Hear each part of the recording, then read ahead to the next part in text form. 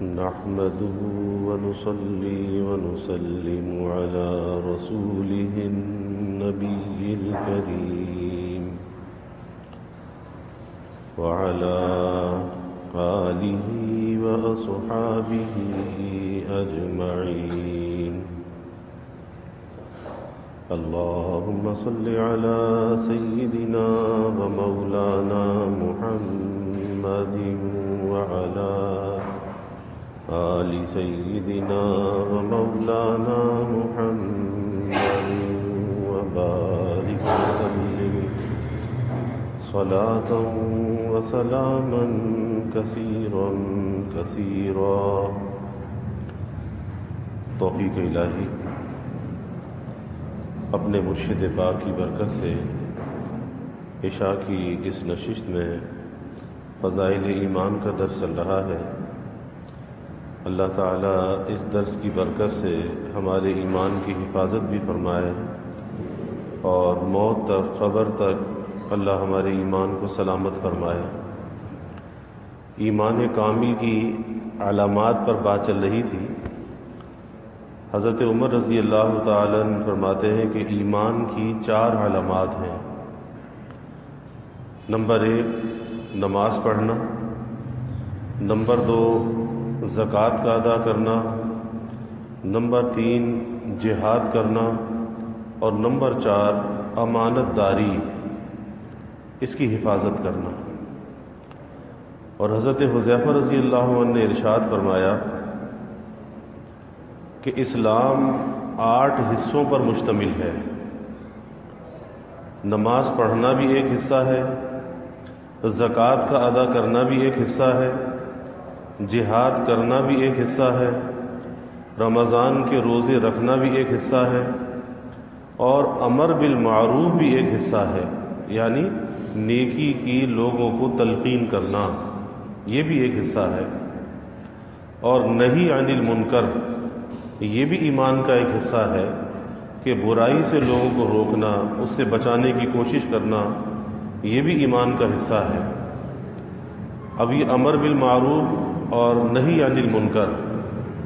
کہ نیکی کا پھیلانا اور برائی سے لوگوں کو روکنا، تو اس میں سب سے پہلی اہم بات یہ ہے کہ امر بالمعروف کا جو آغاز ہے نیکی کا وہ اپنی ذات سے ہونا چاہیے. آج ہوتا یہ ہے کہ ہم دوسروں کو نصیحت کرتے ہیں لیکن اپنی ذات کو بھول جاتے ہیں. دوسروں کی خرابیاں نظر آتی ہیں لیکن اپنی ذات کی خرابیاں نہیں نظر آتی. تو سب سے پہلے امر بالمعروف جو ہے، معروف کا امر کرنا، حکم کرنا، اپنی ذات کو ہے. اور جب تک آدمی اپنی ذات پر امر بالمعروف کو لازم نہیں کرے گا اس کی بات کے اندر اثر اور تاثیر نہیں ہوگی. جو آدمی خود معروف پر عمل کرنے والا ہوگا، یعنی معروف وہ چیز جس کا ہمیں حکم دیا گیا کہ جس کام کے کرنے سے اللہ راضی ہوتا ہو، تو جب اپنی ذات پر اس معروف کو جاری کرے گا، اس پر عمل کرے گا، تو پھر کسی اور کو بھی کوئی نصیحت کرے گا تو اس پہ اثر بھی ہوگا. اور اگر خود بدعملی کا شکار ہے اور دوسروں کو نصیحت کر رہا ہے تو پھر اس کی بات کے اندر اثر یا تاثیر نہیں ہوگی. تو معروف کی جو ابتدا ہے وہ اپنی ذات سے ہونی چاہیے. پھر اس کے بعد اپنے گھر والوں کے اوپر محنت ہونی چاہیے کہ اس کے گھر والے بھی معروف پر چلنے والے بن جائیں، کیونکہ اس کا ہمیں حکم دیا گیا کہ امر بالمعروف نہی عن المنکر یہ ہمارے ایمان کا حصہ ہے. اور ہر ایمان والے بندے کی یہ ذمہ داری ہے کہ معروف کا پھیلانے والا ہو اور منکر کا مٹانے والا ہو، برائی کا مٹانے والا ہو. جیسے اللہ نے اس امت کی تعریف قرآن میں بیان فرمائی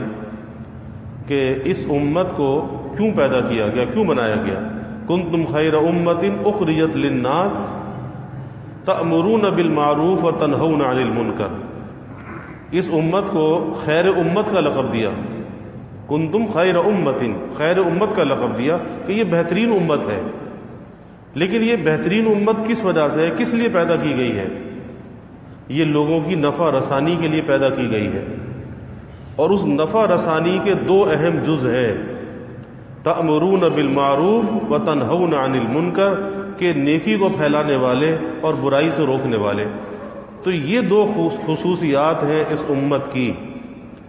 کہ جو نیکی کو پھیلانے والے اور برائی سے روکنے والے، اس وجہ سے اس امت کو خیر امت کا لقب دیا گیا، کیونکہ حضور صلی اللہ علیہ وسلم پر نبوت کا سلسلہ ختم کر دیا گیا۔ آپ صلی اللہ علیہ وسلم خاتم النبیین ہیں، ختم نبوت کا تاج آپ کے سر پہ رکھ دیا گیا۔ اب قیامت تک کوئی نبی، کوئی ذیلی، کوئی ضمنی، کوئی بروزی، کوئی نبی نہیں آئے گا، بس آپ نبی آخر الزمان ہیں صلی اللہ علیہ وسلم۔ اب آپ صلی اللہ علیہ وسلم کی امت میں جو نیابت کا کام ہے، تو علماء جو ہیں وہ انبیاء کے وارثین ہیں، وہ آپ کے نائب ہیں۔ اسی طرح سے اس امت کے ذمے بھی یہ فریضہ لگایا گیا کہ یہ امت بھی نیکی کو پھیلانے والی ہو اور برائی کو مٹانے والی ہو۔ اور بہت آسان ہے، کوئی مشکل کام نہیں ہے کہ سب سے پہلے اپنی طبیعت کو آدمی نیکی پر بنا لے اور برائی کی مذمت اپنے دل کے اندر پیدا کر لے۔ بس اس کے خود اپنی ذات کے لیے نیکی کا کرنا آسان ہوگا اور برائی سے بچنا بھی آسان ہوگا۔ پھر جو چیز انسان اپنے لیے پسند کرتا ہے اس کی تلقین دوسروں کو بھی کرنی چاہیے، دوسروں کے لیے وہی پسند کرنا چاہیے۔ ایک نمازی آدمی ہے، وہ یہ چاہتا ہے کہ سب نماز پڑھنے والے ہوں۔ ایک آدمی سچ بولنے والا ہے، وہ یہ چاہتا ہے کہ سب سچ بولنے والے ہوں۔ ایک آدمی جھوٹ سے نفرت کرتا ہے، وہ یہ چاہتا ہے کہ سب جھوٹ سے نفرت کرنے والے ہوں۔ تو اس کی ابتدا اپنی ذات کے ساتھ ہے، اور انسان کی اپنی ذات سے جس چیز کا آغاز ہوتا ہے اس کے اثرات اس کی ذات تک محدود نہیں رہتے، وہ معاشرے کے اندر پھیلتے ہیں۔ اچھائی کے اثرات بھی پھیلتے ہیں اور برائی کے اثرات بھی پھیلتے ہیں۔ کوئی انسان یہ سوچے کہ بھئی برائی تو میری ذات کے اندر ہے نا، تو کسی کو اس کا کیا نقصان ہے؟ نہیں، تیری ذات تک یہ برائی محدود نہیں رہے گی، دوسروں کے اندر منتقل ہونا شروع ہو جائے گی۔ جیسے حدیث شریف میں آتا ہے، اللہ کے حبیب صلی اللہ علیہ وسلم نے فرمایا کہ جب آدمی نیکی کرتا ہے، تقویٰ کی زندگی، نیکی کی زندگی اختیار کرتا ہے، تو فرمایا کہ اللہ تعالیٰ اس سے خوش ہوتا ہے، اور جب اللہ خوش ہوتا ہے تو اللہ کی طرف سے رحمت اور برکت کا نزول ہوتا ہے، اور وہ اللہ کی رحمت اور برکت اتنی ہوتی ہے کہ اس کا جو اثر ہے وہ انسان کی 7 نسلوں تک جاتا ہے، 7 نسلوں تک۔ قرآن پاک میں سورہ کہف میں واقع آتا ہے نا کہ حضرت خضر علیہ السلام نے اس بستی میں پہنچے تو اس کی جو دیوار گرنے والی تھی، اس دیوار کو سیدھا کر دیا۔ تو موسیٰ علیہ السلام نے کہا جی اس بستی والوں نے تو ہمیں بہت تنگ کیا، تو آپ نے ان کے ساتھ بھلائی کر دی، دیوار کو سیدھا کر دیا۔ کیا کہا وَكَانَ أَبُوهُمَا صَالِحًا، کہ اس دیوار کے نیچے اور یتیم بچوں کا مال تھا اور ان کا جو باپ تھا وہ نیک تھا۔ تو واقعات میں یہ بھی آتا ہے کہ ان کا جو باپ سے مراد یہ تھی کہ کچھ 7 پشتوں پہلے کوئی باپ تھا وہ نیک تھا، اس لیے 7 نسلوں کے بعد بھی ان کے بچوں کے مال کی حفاظت کی گئی۔ تو نیکی کا اثر انسان کی نسلوں کے اندر منتقل ہوتا ہے۔ اسی طریقے سے فرمایا کہ جب آدمی گناہ کرتا ہے تو اللہ غضبناک ہوتا ہے، ناراض ہوتا ہے، اور جب اللہ غضبناک ہوتا ہے تو اس کے غصے کی بھی کوئی انتہا نہیں ہوتی، اور اس کے غصے جب اللہ غضبناک ہوتا ہے تو ہمیں لعنت بھیجتا ہے، اور اس کی لعنت کی بھی کوئی انتہا نہیں ہوتی۔ لعنت کا جو اثر ہے انسان کی 7 نسلوں تک جاتا ہے۔ لعنت کا مطلب کیا ہے کہ اللہ تعالیٰ کی رحمت سے محرومی ہے، رحمت سے محرومی ہے۔ مطلب یہ علماء نے لکھا کہ اگر یہ شخص نیکی کرتا تو اس کی نیکی کی برکت جو اس کی نسلوں کے اندر منتقل ہوتی، اب یہ نافرمانی کے راستے پر لگ گیا، اپنی نسلوں کو اس برکت سے محروم کر دیا، اس برکت سے محروم کر دیا۔ تو یہ ہے وہ خرابی جو گناہ اور معصیت کی وجہ سے آتی ہے۔ تو اس لیے سب سے پہلے جو آغاز ہے اپنی ذات سے ہے۔ آج یہ تو کہتے ہیں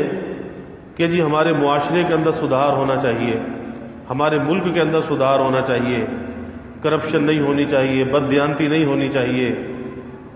ہر آدمی یہ کہتا ہے، لیکن یاد رکھیے کہ اجتماعی طور پر معاشرے جبھی صحیح ہوا کرتے ہیں، جبھی درست سمت میں چلا کرتے ہیں، جب تک انفرادی اصلاح کا اہتمام نہ کیا جائے۔ میرے حضرت والد صاحب رحمۃ اللہ علیہ فرماتے تھے کہ بھائی ہر آدمی انفرادی طور پر اپنی درستی کے اہتمام میں لگ جائے تو اسی انفرادیت سے اجتماعیت تشکیل پا جاتی ہے۔ اور اگر ہر آدمی یہ سوچے کہ پہلے دوسرا درست ہو جائے بعد میں میں درست ہوں، تو نہ دوسرا درست ہوگا نہ اپنے آپ کو درست کر پائے گا، تو کبھی معاشرے کے اندر سدھار نہیں آئے گا۔ تو اپنے آپ کی فکر کرنی چاہیے، اپنی ذات کو درست کرنا چاہیے،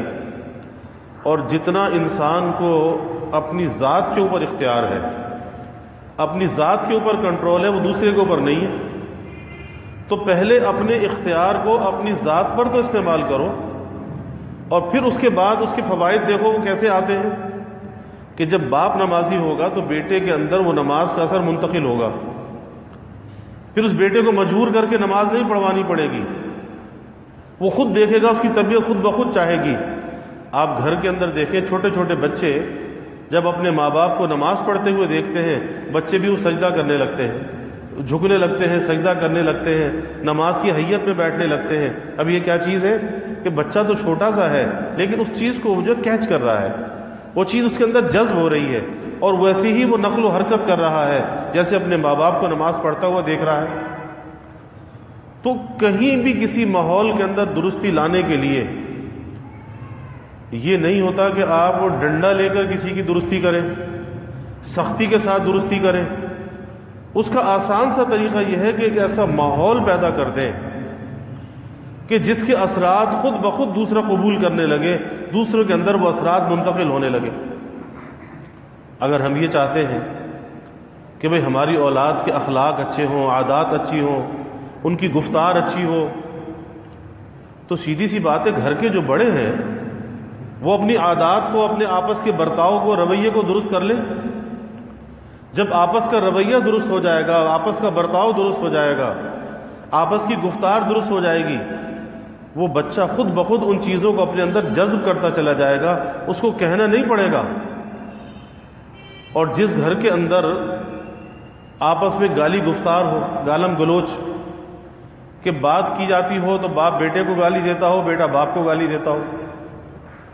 شوہر بیوی سے لڑتا ہو، بیوی شوہر سے لڑتی ہو، اب ایسے ماحول کے اندر بچہ کیا سیکھے گا؟ بچے کا جو دماغ ہے، اس کی جو یادداشت ہے، وہ ایک بالکل بلینک پیپر کی طرح ہے، جیسے قرطاس ابیض، ایک خالی کاغذ ہے۔ اب اس میں جو لکھتے چلے جاؤ وہ اس میں ٹیپ ہوتا چلا جائے گا۔ جیسے ریکارڈنگ ہے نا، کہ ریکارڈر آپ نے آن کر دیا، اب جو آپ بول رہے ہیں وہ ریکارڈ ہو رہا ہے، اگر آپ اچھا بول رہے ہیں تو وہ بھی ریکارڈ ہو رہا ہے،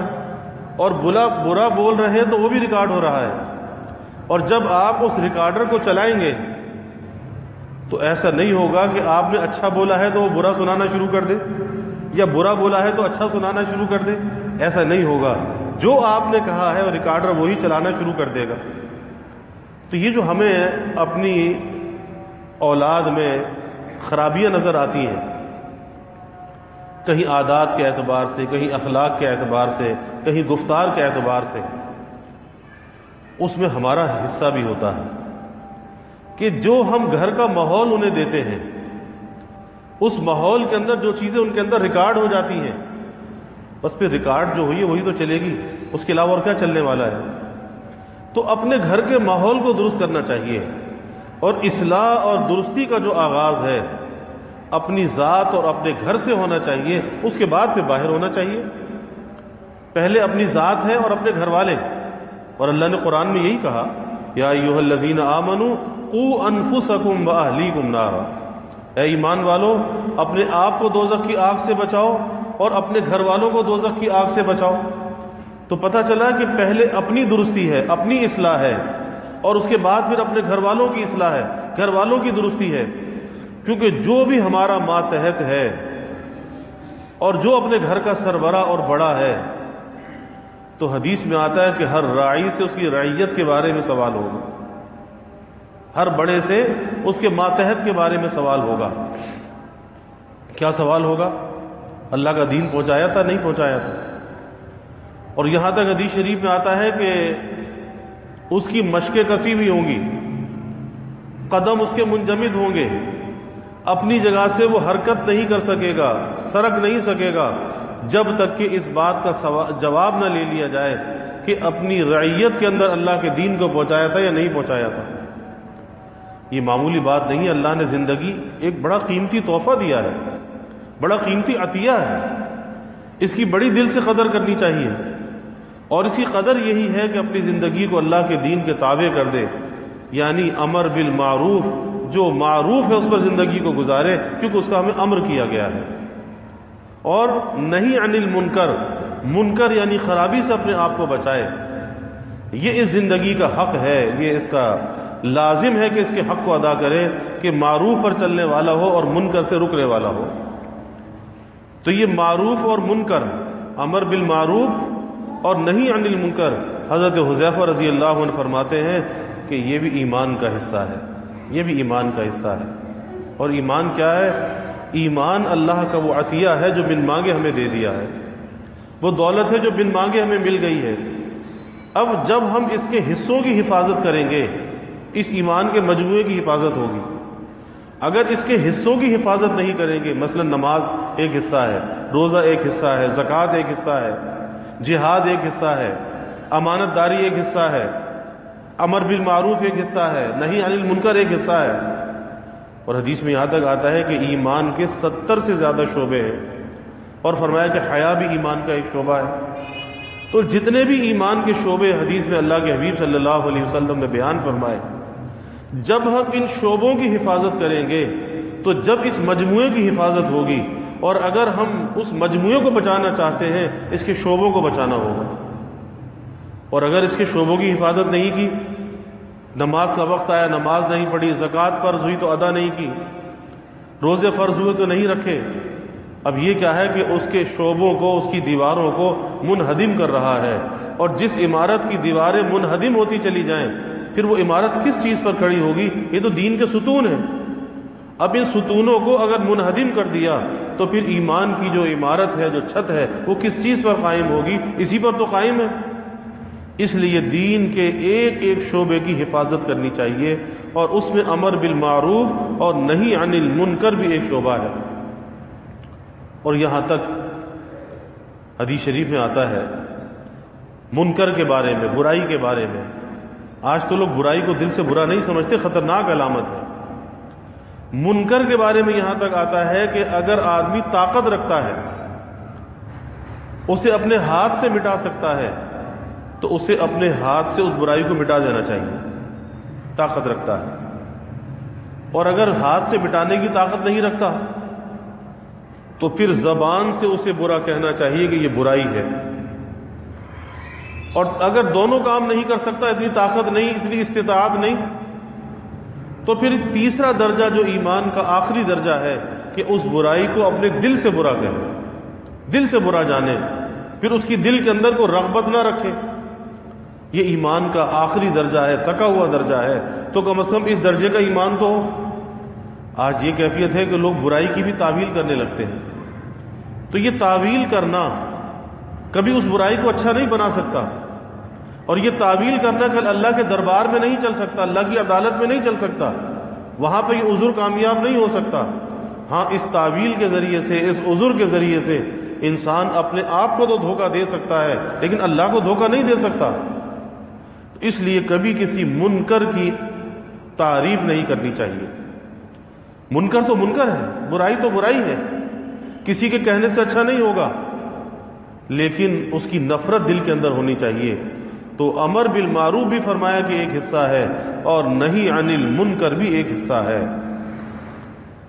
اور یہاں تک ہے کہ اگر کوئی آدمی ایک اچھی بات جانتا ہے، ایک بھلائی کی بات جانتا ہے، اس ایک بات کو دوسروں تک پہنچا دے، اتنا حصہ تو اپنا ڈال دے، اس معروف کے پھیلانے کے اندر اتنا تو حصہ ڈال دے۔ اور جب کسی کو کوئی اچھی بات بتائے تو اس میں اس بات کا بھی خیال رکھے کہ اس کی نفرت، حقارت دل کے اندر نہ ہو۔ یہ نہ ہو کہ اسے تو کچھ آتا نہیں ہے تو میں نے اسے بتا دیا، نہیں، بھلائی کے ساتھ، خیر خواہی کے ساتھ۔ اور اس کا طریقہ یہ ہے کہ جیسے انسان اپنے بیٹے کو سمجھاتا ہے تو بیٹے کو سمجھانے کے اندر کتنی بھلائی دل کے اندر ہوتی ہے کہ بیٹے کے عیب کو چھپاتا بھی ہے، غلطی کو چھپاتا بھی ہے اور اس کی اصلاح بھی کرتا ہے، اپنے بیٹے کو رسوا بھی نہیں کرتا اور نہ کرنا چاہتا ہے۔ تو اسی طرح جب کسی بھائی مسلمان کو کسی اچھی بات کی تلقین کرے تو اس میں یہ نہ ہو کہ ایک طرف اچھی بات کی تلقین ہو اور دوسری طرف اسے رسوا کرنا ہو، نہیں، رسوائی نہیں ہونی چاہیے، بلکہ خیر خواہی کے ساتھ اچھی بات کا پہنچانا۔ اور اسی طرح اگر وہ کسی منکر کے اندر مبتلا ہے، کسی برائی کے اندر مبتلا ہے، تو سب سے پہلے اس کے منکر کی برائی کی پردہ پوشی کرنا، اس کے عیب کو چھپانا، اس کو دوسرے کے سامنے ظاہر نہ کرنا، اور پھر اس کے عیب کو چھپا کر اس کی اصلاح کی فکر کرنا، اسے ذلیل و رسوا نہ کرنا، کیونکہ مقصد یہ ہے کہ اپنی غلطی کی اصلاح کر لے، اور اس کے لیے طریقہ کیا ہے؟ اسے توبہ کی طرف متوجہ کر دے کہ بھائی یہ غلطی ہے، اللہ کے سامنے کھڑے ہو جاؤ، اللہ سے معافی مانگ لو، اللہ تمہاری غلطی کو معاف کرنے والا ہے، کسی کو پتہ بھی نہیں چلے گا، اپنے رب سے صلح کر لو، اللہ کو راضی کر لو، تو اسے توبہ کی طرف متوجہ کرنا ہے۔ تو یہ امر بالمعروف نہی عن المنکر، یہ بھی دین کے بڑے اہم شعبے ہیں۔ اور فرمایا کہ اسلام بھی ایک حصہ ہے، اسلام بھی ہمارے ایمان کا ایک حصہ ہے۔ اس سے مراد کیا؟ کہ اللہ تعالیٰ کے احکامات کی مکمل تابع داری اور فرما برداری، یہ اسلام ہے۔ اسلام کسے کہتے ہیں؟ کہ اللہ کے حکم کے سامنے اپنی گردن کو جھکانے والا، یہ اسلام کی تعریف ہے۔ تو اسلام بھی ہمارے ایمان کا ایک حصہ ہے۔ اور آگے فرمایا کہ وہ شخص تو بہت ہی نقصان اور خسارے والا ہے، وہ شخص تو بہت ہی نقصان اور خسارے والا ہے جس کا اسلام میں کوئی حصہ نہ ہو، یعنی اس کی زندگی میں اللہ کی اطاعت نہ ہو، فرما برداری نہ ہو، پھر اس سے بڑھ کر خسارے والا کون ہوگا؟ اس لیے جب نیکی کا موقع آئے، طبیعت چاہے نہ چاہے لیکن نیکی کو کر گزرنا چاہیے، نیکی کو ٹالنا نہیں چاہیے۔ اور اسی طرح کسی گناہ کا موقع آ جائے، ہمت کر کے اپنے کو گناہ سے بچا لینا چاہیے، کبھی گناہ کے پیچھے نہیں جانا چاہیے، بلکہ نفرت کرنی چاہیے گناہ سے، برائی سے۔ کیا ہوگا؟ کہ اپنے ایمان کی حفاظت کر رہا ہوگا، اس ایمان کو ترقی دے رہا ہوگا، اور مقصود بھی یہی ہے اس دنیا میں اللہ نے جو ہمیں بھیجا ہے، ورنہ اللہ نے عالم ارواح میں بھی تو ہمیں رکھا ہوا تھا، لیکن عالم ارواح کے اندر روح تو تھی لیکن ایک جسم نہیں تھا۔ اللہ نے اس جسم کے ساتھ جو دنیا میں بھیجا ہے، اسی لیے بھیجا ہے کہ وہاں یہ ترقی نہیں کر سکتا تھا، یہاں ترقی کر سکتا ہے، کیونکہ وہاں کوئی رکاوٹ نہیں تھی، یہاں رکاوٹیں بہت ہیں۔ اب ان رکاوٹوں کو عبور کر کے، ان کو پامال کر کے جو قدم بھی آگے بڑھاتا ہے، اس کا ہر بڑھنے والا قدم اللہ کے ہاں قرب کا درجہ بن جاتا ہے، ذریعہ بن جاتا ہے۔ ورنہ عالم ارواح میں کیا تھا؟ روحیں تھی، وہاں پہ پھر رہی تھی، گھوم رہی تھی، لیکن جسم نہیں تھا، اور جسم کو ایک سواری بنا کر بھیجا، سوار روح ہے، جسم ایک سواری ہے، لیکن اس سواری سے اللہ کی اطاعت میں کام لینا ہے۔ کہ سوار جب کسی سواری پر سوار ہوتا ہے تو اپنے آپ کو سواری کے رحم و کرم پہ نہیں چھوڑتا۔ کوئی آدمی گھوڑے پر سوار ہو تو لگام اپنے ہاتھ میں رکھتا ہے، یہ نہیں ہوتا کہ یہ گھوڑا جہاں مرضی مجھے لے جائے، یہ اونٹ ہے جس سے سوار ہو گیا، یہ جہاں مرضی مجھے لے جائے، نہیں، بلکہ اس کو اپنے کنٹرول کے اندر رکھتا ہے، جہاں چاہتا ہے وہاں لے کے جاتا ہے۔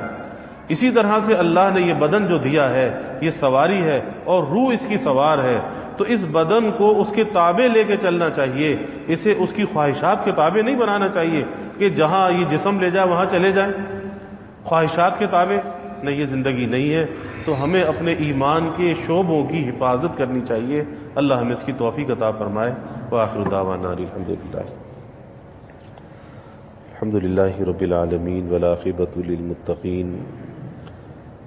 والصلاة والسلام علی اشرف الانبیاء والمرسلین اللہم صل علی سیدنا و مولانا محمد وعلی آل سیدنا و مولانا محمد وبارک وسلم ربنا آتنا فی الدنیا حسنہ وفی الآخرۃ حسنہ وقنا عذاب النار ربنا اتمم لنا نورنا واغفر لنا انک علی کل شیء قدیر اللهم أعنا على ذكرك وشكرك وحسن عبادتك اللهم إنا نستعينك على طاعتك اللهم وفقنا لما تحب وترضى من القول والعمل والفعل والنية والهدى إنك على كل شيء قدير اللهم ارزقنا حبك وحب حبيبك صلى الله عليه وسلم اللهم ارزقنا شهادة في سبيلك واجعل موتنا ببلد رسولك یا اللہ یا رحمان یا رحیم یا کریم یا ارحم الراحمین یا اکرم الاکرمین یا اللہ ہمارے گناہوں کو معاف فرما یا اللہ ہماری خطایا سے درگزر فرما یا اللہ اپنی محبت معرفت عطا فرما اپنی رضا والی زندگی یا اللہ نصیب فرما اپنے رضا والے کاموں کی یا اللہ توفیق عطا فرما یا اللہ ہمیں اسلام کے ایمان کے شعبوں کی حفاظت کرنے والا بنا ایمان کی ترقی کا فکر ہمارے دلوں میں پیدا فرما یا اللہ نماز کا بھی عادی بنا یا اللہ روزے رکھنے والا بنا زکوٰۃ ادا کرنے والا بنا یا اللہ امانتوں میں خیانت سے ہماری حفاظت فرما یا اللہ نیکی کو پھیلانے والا بنا یا اللہ گناہوں سے روکنے والا بنا یا اللہ خود بھی نیکی پر چلنے والا بنا نیکی کو پھیلانے والا بنا گناہوں سے رکنے والا بنا گناہوں سے روکنے والا بنا یا اللہ ہر شعبے پر ہمیں اخلاص کے ساتھ عمل کی توفیق عطا فرما یا اللہ موت تک قبر تک ہمارے ایمان کو سلامت فرما یا اللہ اس کی حفاظت کا ہمیں فکر عطا فرما یا اللہ ظاہری باطنی ہر قسمی ترقیات عطا فرما سب کے دلوں کے نیک ارادوں کو تمناؤں کو یا اللہ از غیب پورا فرما سب کی حاجات کو یا اللہ پورا فرما سب کی پریشانیوں کو یا اللہ دور فرما بیماریوں سے یا اللہ حفاظت فرما ہر ناگہانی بلا اور مصیبت سے یا اللہ حفاظت فرما زمینی آسمانی آفات سے یا اللہ حفاظت فرما موذی امراض سے یا اللہ حفاظت فرما یا اللہ سب کے علم میں عمل میں رزق میں خوب خیر و برکت فرما ابواب رزق یا اللہ کشادہ فرما رزق حلال عطا فرما یا اللہ رزق آسان عطا فرما برکت والا عطا فرما یا اللہ کبھی کسی کو مخلوق کا محتاج نہ بنا اے اللہ ہمیشہ اپنے در کا سائل اور بھکاری بنا اپنے در کا منگتا اور سوالی بنا اے اللہ اپنا ہی محتاج بنا کے رکھنا اولاد کا محتاج نہ بنانا فساق فجار کا دستے نگر نہ بنانا یا اللہ ایمان کی ترقی کے ساتھ رکھنا اعضاء کی سلامتی کے ساتھ رکھنا اے اللہ ہر محتاجی معذوری سے بچا کے رکھنا جب تک کی زندگی ہے یا اللہ چلتا پھرتا رکھنا یا اللہ کسی کا محتاج نہ بنانا اے اللہ ہمارے ملک پر اپنی رحمتوں کا نزول فرما اس ملک کو امن کا سلامتی کا گہوارہ بنا ہر قسم کی دہشت گردیوں سے فرقہ واریت سے مذہبی منافرت سے یا اللہ اس ملک کی حفاظت فرما یا اللہ مہنگائی کے گرانی کے عذاب سے نجات عطا فرما لوگوں کے گزر بسر کو یا اللہ آسان فرما یا اللہ سب کے سفید پوشی کے بھرم کو قائم فرما کسی کو مخلوق کے آگے رسوا نہ فرما مخلوق کے آگے سوال کی ذلت سے یا اللہ حفاظت فرما یا اللہ ہمیں ایک بنا اور نیک بنا کلمہ واحدہ پر یا اللہ پوری امت کو متحد فرما یا اللہ دنیا میں جہاں کہیں بھی مسلمان آباد ہیں سب کے جان مال ایمان عزت آبرو کی حفاظت فرما یا اللہ گھر بار کی حفاظت فرما اولاد کی حفاظت فرما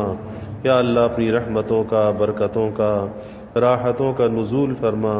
زحمتوں کو دور فرما یا اللہ ہمیں عافیت دارین عطا فرما ربنا تقبل منا انك انت السمیع العلیم وتب علینا انك انت التواب الرحیم وجزى الله عنا محمدا صلی اللہ علیہ وسلم ما هو اہلہ وصلی اللہ تعالی وسلم علی النبی الکریم آمین برحمتک یا ارحم